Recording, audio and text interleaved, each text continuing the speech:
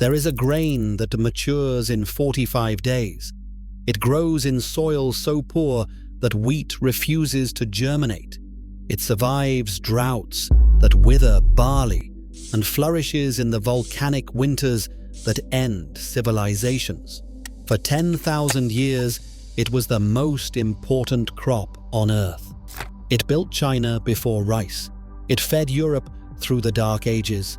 And when volcanic eruptions blotted out the sun and the Roman Empire finally collapsed, it became the only thing standing between survival and extinction. Today, you know it as birdseed. The agricultural industry dismissed it as primitive. The Green Revolution buried it under mountains of subsidized wheat and rice. A grain that needs almost no water, grows without fertilizer, and produces food in half the time of modern cereals, generates no profit for the corporations that control our food supply. Then we erased it, not because it failed, because it was too successful. A crop that thrives without irrigation, without pesticides, without expensive inputs, cannot be monetized. And what cannot be monetized must be forgotten. This is the story of the grain that survived the worst year in human history, fed the descendants of Rome through centuries of collapse, and still grows wild across 3 continents, waiting for us to remember what our ancestors knew. Welcome to History's Hidden Harvest. Before we uncover this harvest, if these forgotten crops matter to you, the best way to preserve this survival wisdom is simple. Subscribe, hit the bell, and share this harvest with those who need to remember what they tried to erase. The archive opens in 536 in a village near Padua, in what was once the heart of the Roman Empire. A farmer named Marcus stands in his field and stares at a sky that has not shown the sun in 18 days. A strange, dry fog hangs over Italy. Byzantine historian Procopius of Caesarea will later write that during this year a most dread portent took place. The sun gave forth its light without brightness, and it seemed exceedingly like the sun in eclipse. Marcus does not know that a massive volcanic eruption has filled the stratosphere with sulfate particles. He does not know that summer temperatures have dropped by nearly 5 degrees. He knows only that his wheat is dying. The grain his family has grown for generations, the grain that fed Rome at its height, withers in fields that should be golden with harvest. But Marcus has another crop, a small seeded grain his grandfather planted as insurance against exactly this kind of disaster. It grows shorter than the wheat, it matures faster, and unlike every other crop in his field, it is still alive. The Romans call it millium. We call it millet. The year 536 has been called by medieval scholar Michael McCormick the worst year in human history to be alive. The volcanic winter that began that spring would trigger the late antique Little Ice Age, a century of cooling that lasted from 536 to approximately 660. Summer temperatures dropped by 2.7 degrees Celsius. Crops failed across the northern hemisphere. The plague of Justinian, which arrived 5 years later, killed 30 to 50 million people. The population of Europe would not recover for centuries. This was the true end of Rome. The Western Empire had technically fallen in 476 when the last emperor abdicated. But Roman civilization, Roman agriculture, Roman ways of life had continued. The volcanic catastrophe and the plague that followed shattered what remained. Trade networks collapsed, cities emptied. The population of Rome itself fell from over 1 million to perhaps 20,000. The empire that had fed millions through organized grain shipments from Egypt and North Africa simply ceased to function. The survivors had to feed themselves with whatever would grow. Archaeological evidence tells a story the history books rarely mention. A 2018 study published in the Journal of Archaeological Science analyzed pottery residues from the Episcopal Center in Padua, dating from the 6th to 10th centuries. The researchers found something remarkable. Miliacin, the distinctive biomarker of millet, appeared in cooking vessels across the entire early medieval period. The earliest evidence dated to the 6th century, precisely when the late antique Little Ice Age began. Millet was not a desperation food grabbed in crisis. It was a staple ingredient mixed with other foods, cooked in vessels used for everyday meals. Here is what made that discovery extraordinary. The evidence came from deposits associated with high-status occupation, bishops, church officials, the remnants of Roman authority. Historical texts had long dismissed millet as fodder for animals or food for the desperately poor. The archaeological evidence proved something different.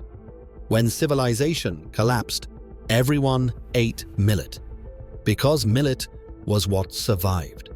The Roman agricultural writer Columella, writing in the 1st century, had noted that millet should be counted among grain crops because in many countries the peasants subsist on food made from them.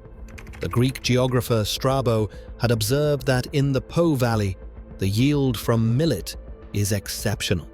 But Roman elites preferred wheat. Wheat made bread. Bread was civilization. Millet made porridge. Porridge was for barbarians. Then the sun disappeared, and suddenly porridge was survival. The Romans had grown millet for centuries, but always as a secondary crop. They called the porridge made from it pulse, the same dish their Etruscan ancestors had eaten. It was considered aboriginal food, something from before Rome became an empire. But pulse had a virtue that refined wheat bread did not. You could make it from grain that grew when nothing else would. Millet matures in 40 to 90 days, compared to 120 to 150 for wheat. It requires only 20 centimeters of rainfall during its growing season, while wheat needs 50 to 100. It grows in poor soil, acidic soil, saline soil, soil so exhausted that other crops refuse to germinate. When volcanic ash darkened the skies and shortened the growing season to mere weeks of adequate sunlight, millet could still produce a harvest. Wheat could not. The transition happened across Europe. From the 6th century forward, millet became the main staple grain in Europe, grown more widely than wheat, according to food historians. The Emperor Charlemagne, ruling 3 centuries after Rome's fall, ordered millet to be stored specifically as insurance against famine. He understood what the Roman elites had forgotten. When systems collapse, you eat what survives. Consider what modern science has discovered about this forgotten grain. A 2024 review in Frontiers in Nutrition documented millet's extraordinary nutritional profile. It contains 7 to 12% protein with a complete amino acid profile. It provides B-complex vitamins, including niacin, thiamine, and riboflavin. It contains calcium, iron, zinc, potassium, and magnesium in quantities that rival or exceed wheat. Finger millet contains the highest calcium content of any cereal grain, providing 13% of daily requirements per serving. But nutrition alone does not explain why millet saved post-Roman Europe. The explanation lies in how it grows. Millet requires almost no care. Nomadic horsemen on the Central Asian steppes would tread the seed into the soil with their horses' hooves, leave a few teenagers to watch the field, and return weeks later to harvest. The grain practically grows itself. In a world where the agricultural infrastructure of Rome had collapsed, where irrigation systems had failed, and skilled labor had fled to the countryside, this made millet invaluable. A farmer with minimal knowledge and minimal tools could still produce food.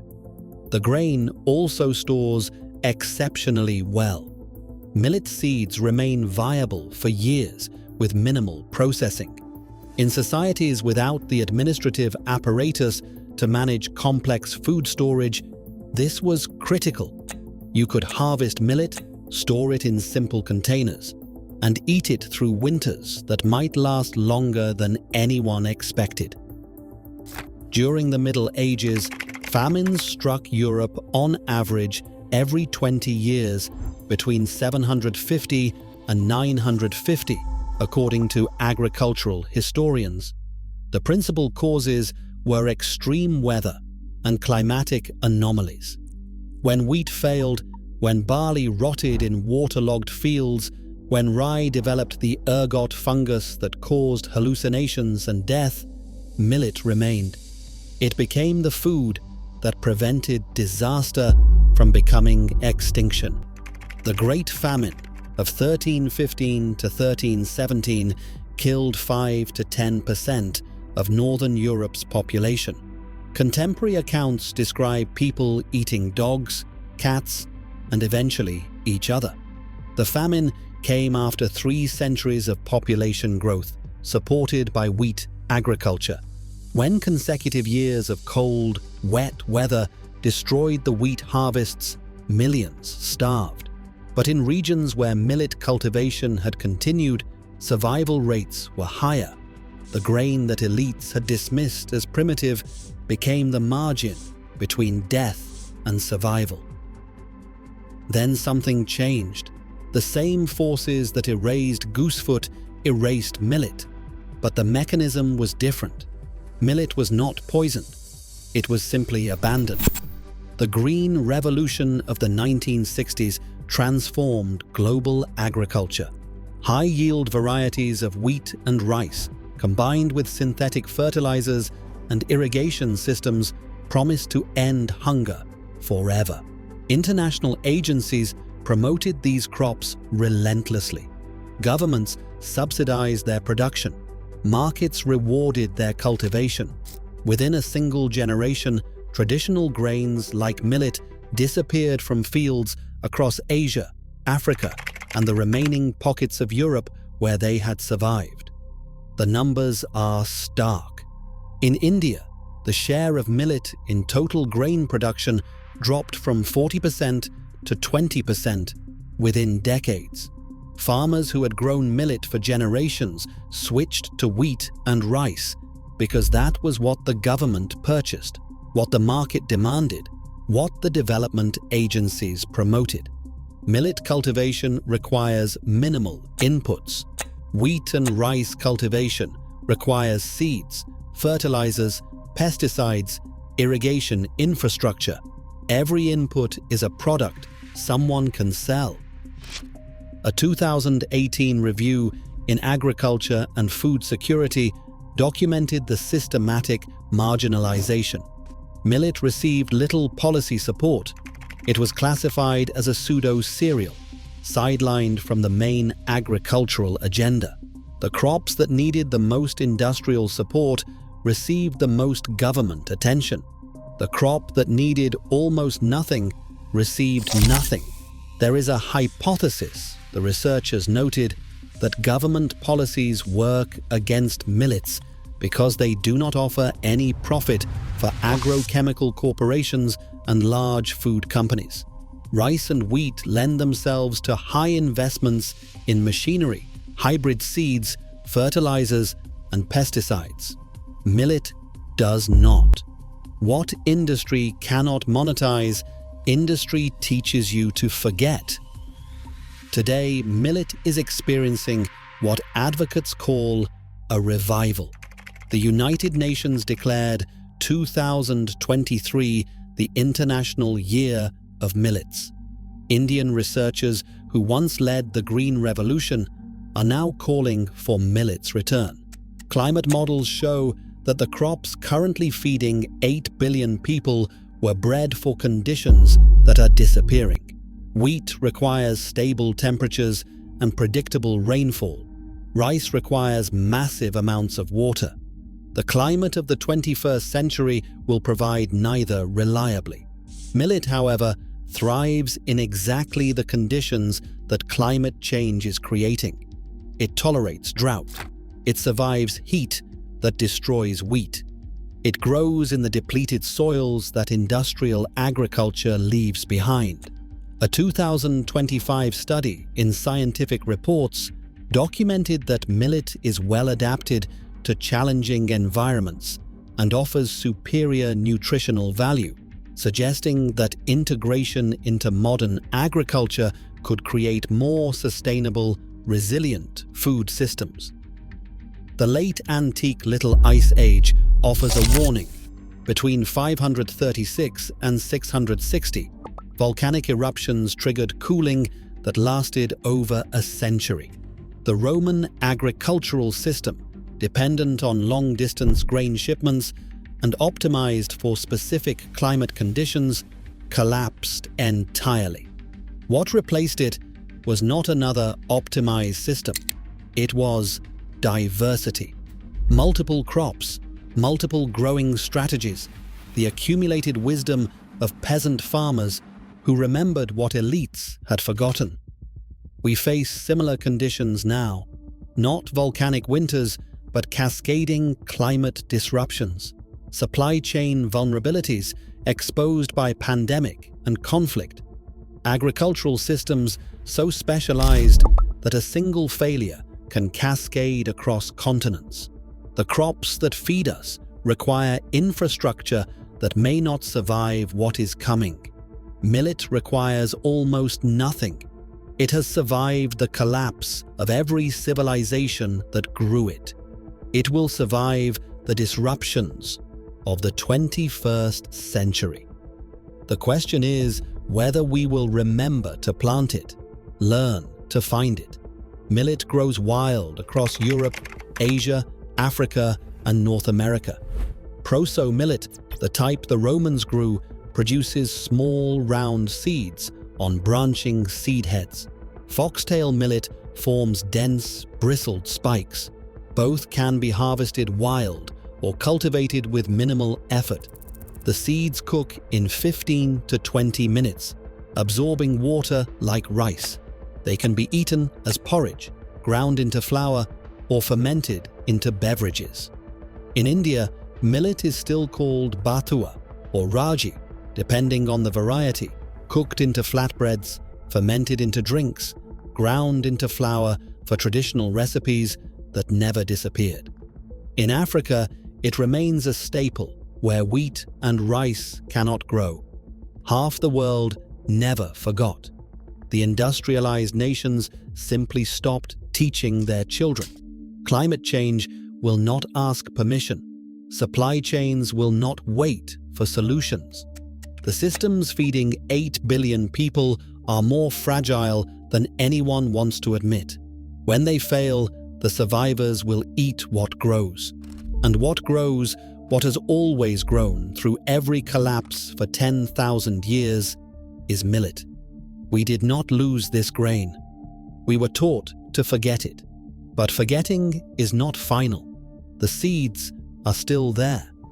In research stations, in traditional farms, in the wild places where they have waited for centuries. The knowledge your great-grandparents carried, the grain that fed their ancestors through the fall of Rome and the famines of the Middle Ages, waits for hands willing to plant it. Every person who grows millet is one more person who cannot be starved when the trucks stop running. Every family that remembers this harvest breaks the chain of corporate dependence. Every seed you save is food security that no government can seize and no market can manipulate. If this harvest revealed something for you, subscribe to History's Hidden Harvest and hit the bell. Every like and every share helps preserve what they tried to erase. The next harvest uncovers soon,